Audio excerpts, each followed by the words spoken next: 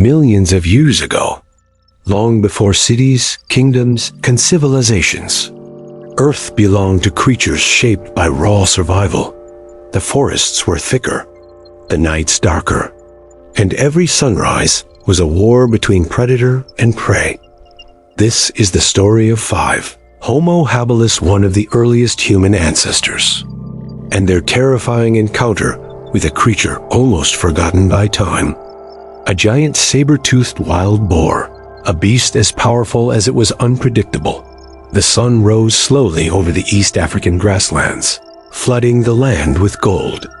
Mist curled around tall acacia trees. Birds screeched above, searching for insects. From behind a cluster of rocks, 5 small, primitive humans emerged. Homo habilis. Short, intelligent, curious, and always hungry. They were a family. Toma, the oldest, and the thinker Ranu, strong and impatient Kella. The quick-footed Baro, the youngest, and Naya, who carried the group's only stone tool. They moved carefully, scanning the grass for roots, berries, and insects. Every step was cautious. Every sound mattered, for they lived in a world where danger could erupt from silence. While searching near a riverbed, Toma suddenly froze. The mud beneath his feet had been disturbed, not by a lion, not by a hyena, but something far bigger. Huge, deep footprints.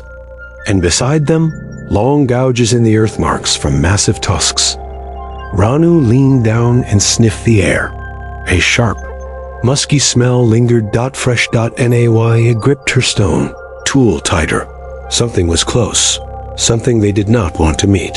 Suddenly, the bushes exploded open.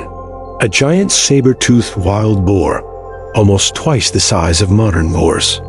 Its muscles rippling under thick bristles, its tusks curved like scythes, each longer than a human forearm.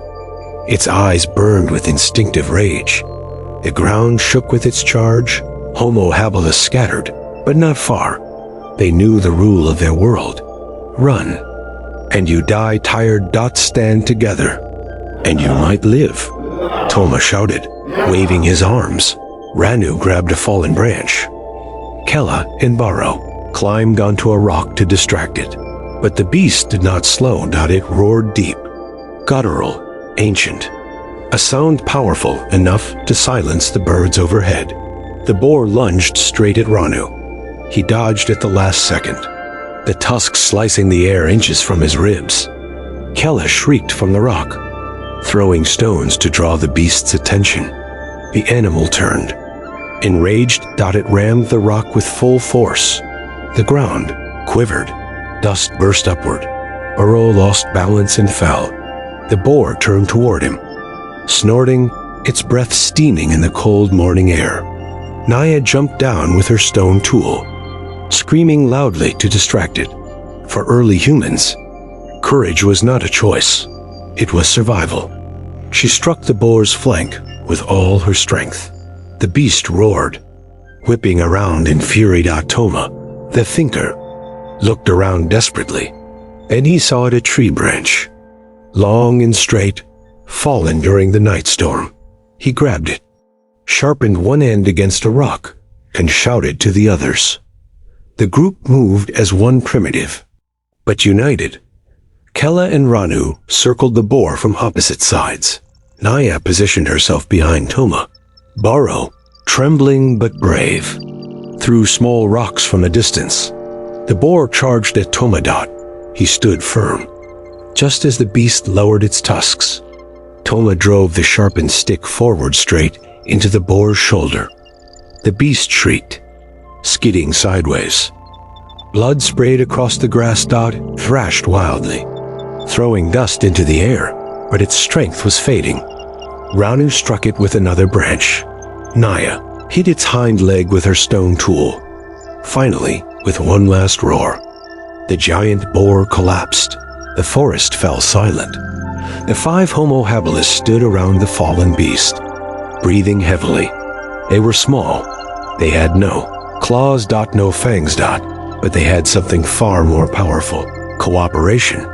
They had survived a creature stronger than all of them combined. For early humans, every victory meant life. Every defeat meant extinction. The group gathered around the boar's body, taking its meat, its bones, and its hide material that would keep them alive through many cold nights. As the sun climbed higher, they disappeared into the grasslands, just 5 tiny figures, walking across a world ruled by giants. A reminder that humanity's greatest strength was never size, or speed, or power. It was unity. And because of that,